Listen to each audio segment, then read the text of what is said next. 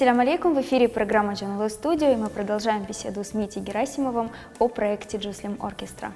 Расскажите про Роя и про остальных участников группы. Тут сразу надо сказать, что этот проект, который я вот вынашивал, наверное, пару лет, думал как-то все время он мне не выходил из головы, в общем, давно уже. Когда это было, по-моему, перед самым отъездом, мы должны были уезжать на Цфатовский фестиваль, мне кто-то сказал, что есть американское посольство в Украине, дает гранты на культурные проекты, связанные с культурной дипломатией, и вот что вроде бы это может подойти, что мой проект может подойти под эту историю. И я все бросил буквально за 2 дня, 2 ночи. Я придумал, написал заявку, позвонил друзьям в Крымский дом, потому что мне нужна была организация. Во-первых, сам я не смог бы реализовать такой огромный проект, как я уже понимал. А во-вторых, в общем, это был такой грант, такие гранты даются организациям. И мы получили этот грант, вот, самое удивительное. Поэтому я вначале думал вообще делать этот оркестр огромным. Я хотел пригласить туда и Сирана, кларнетиста, который играет в Мусафи. Это самый, вообще мой, наверное, любимый кларнетист в Киеве и в Украине из всех, что я знаю. И скрипача Акима, только Шевкет из них реально согласился, хотя сейчас я понимаю, что, конечно, мы бы не потянули такой огромный оркестр. Но потом очень странные вещи стали происходить по ходу подготовки к этому проекту. Обычно, когда придумываются приходят такие вот идеи, вот их кто-то спускает сверху, говорит: на, подставляй ладошки и неси. То все как-то происходит само собой, легко и вот. А в этот раз почему-то на каждом шагу приходилось решать какие-то головоломки, какие-то. Это был такой именно очень сложный, долгий квест до самого конца, он еще даже немножко продолжается. И вдруг выяснилось, что один барабанщик, которого мы хотели пригласить, он далеко на гастролях. У другого в эти же дни наш друг Жека Костиц, который с нами играет иногда, что он как раз в эти дни презентации нового альбома Джамалы, и он играет с ней. Я вдруг понимаю, что барабанщиков, в общем, просто не осталось. Потом уже мне Шевкет сказал, что мы могли пригласить из Крыма. Но вот тогда, когда я искал, у всех спрашивал, так никто мне... И я написал 3 самым лучшим барабанщикам, которых я вспомнил. И все 3, как-то не специально, все 3 оказались израильтянами. И один из них — это Рой Хэн, который приезжал весной на Киев Клезмер Фест с группой Prima Locks. Он согласился, это очень, он очень классный барабанщик, но он такой, он очень современный, рокерский, он вообще играл металл довольно долгое время. И в Мелоксе они месят такую музыку довольно тяжелую, а здесь же надо играть нежняк, поэтому это был, в общем, для всех нас это такое испытание, на самом деле, и для бедного Роя, но он справился, кажется. Да, я думаю, он справился.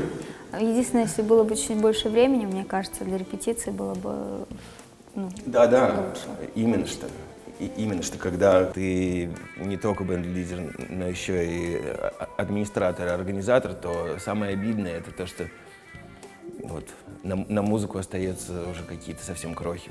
Поэтому мне кажется, что проект, этот мини-тур, мы его, в общем, мы справились просто благодаря тому, что музыканты все очень классные, и я просто мог положиться на вас, на музыкантов, и все происходило в этом смысле почти само.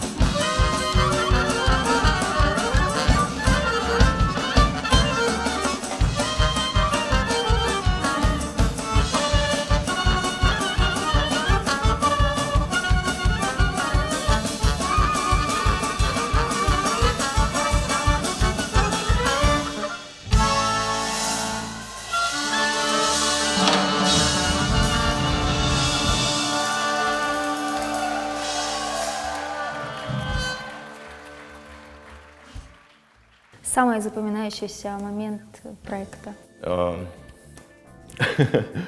Самый запоминающийся?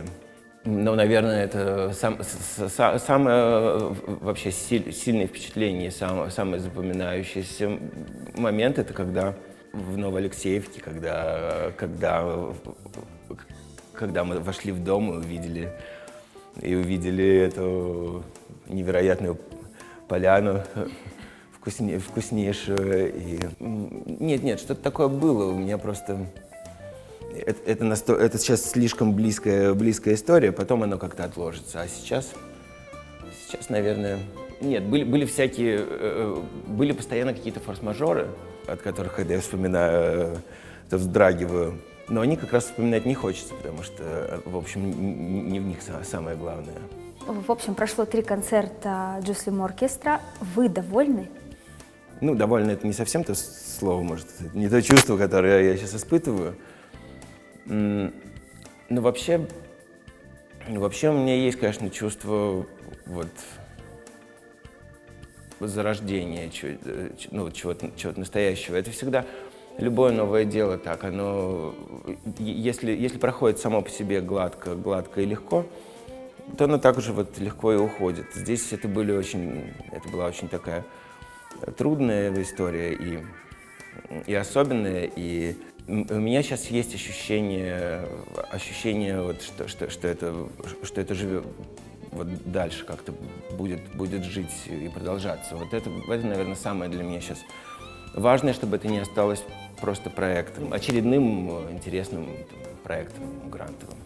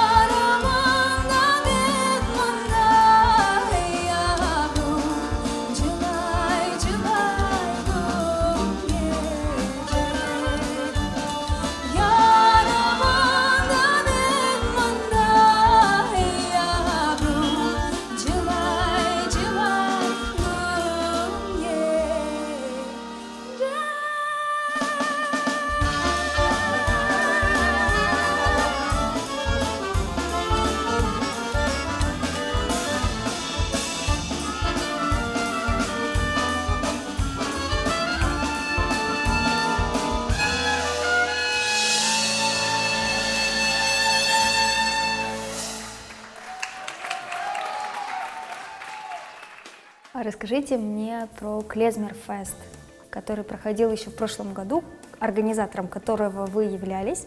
Это была ваша идея. Расскажите, планируете ли вы в этом году этот же фестиваль? Вообще, какие тонкости? Это отдельная длинная история с Киев Клезмер-фестом. Я просто поставил эту историю на паузу. Ни на что больше, кроме как на наш Джуслим оркестр не оставалось никаких ресурсов. Но сейчас я буду к ней возвращаться, потому что да, конечно, этот Киев Клезмер-фест, который получился очень клевым и успешным, и удачным, он имеет смысл только как ежегодный проект. Это долгая история, в которой с первого раза, ну, то есть как одноразовый в какой-то фест, он не имеет смысла никакого. Мы его собирались продолжать. Сейчас нам это сделать довольно трудно, потому что наши соорганизаторы, вот, с которыми мы этот фест, собственно, инициатива поддержать этот фестиваль от города была еще 1,5 года назад. И инициатива была от Дианы Поповой, от главы департамента культуры вот, Киевской администрации. И после этого феста, который удалось, в общем, его удалось запустить так, как я, в общем, мечтал. Вот это тот фестиваль, о котором я мечтал несколько лет, который я вот собираю. Мы же много ездим по клезмерским фестивалям, и вот все, что мне казалось, что надо сделать по-другому в этих фестах, там, израильских, европейских, украинских, вот удалось все это реализовать в этом киевском. Но сейчас у нас, в общем, у меня его забрали, ну, то есть этот фестиваль сейчас действительно продолжает готовить. Фестиваль под этим же названием. И это моя бывшая как бы партнерша, соорганизаторша по фестивалю. В этом как бы участвует и департамент культуры в этой истории. И следующий фестиваль я видел его лайнап.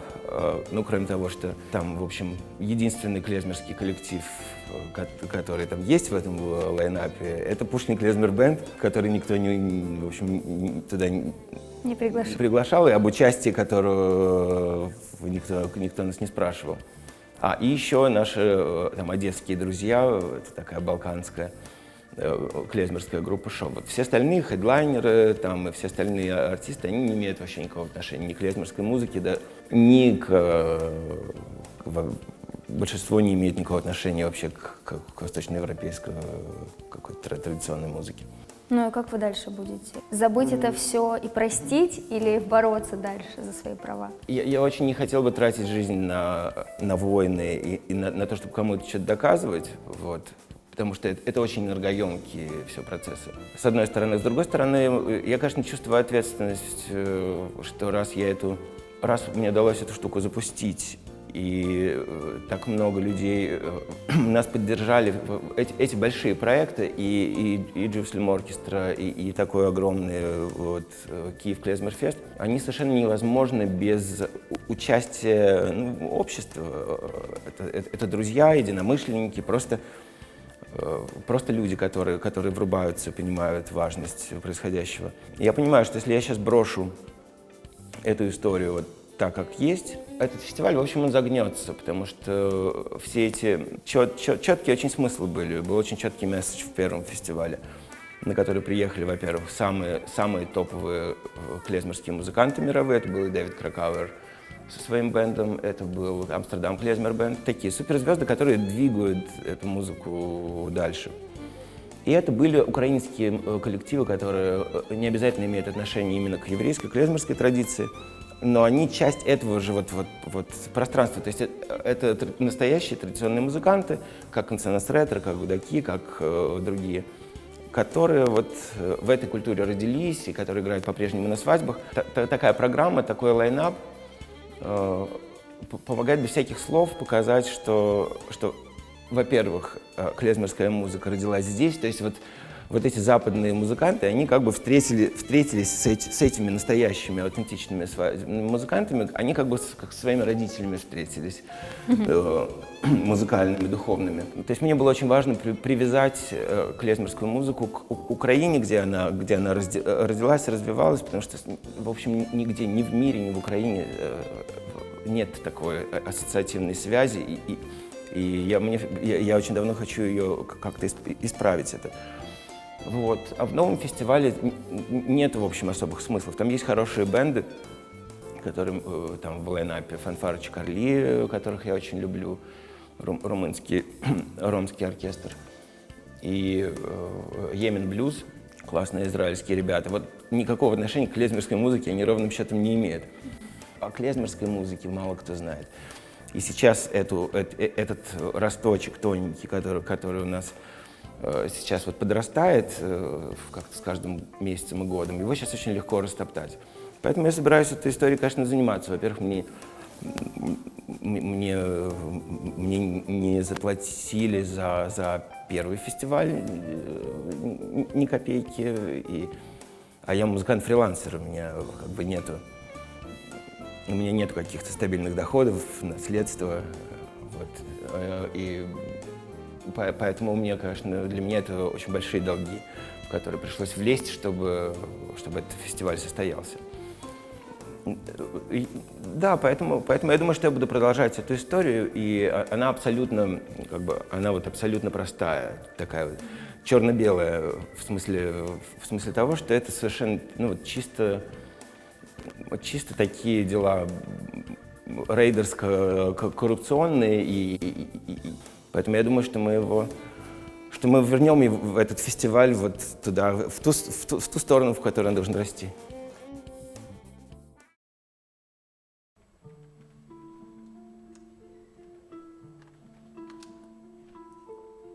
Kızılcıklar olmadı, selenleri dolmadı hey. Yolladığın yüzü çekin parmağıma olmadı. Men derin eline, yandım tatlı diline. Kara kına yolladın, yermedim ellerime. Men derin eline, yandım tatlı diline. Kara kına yolladın, yermedim ellerime.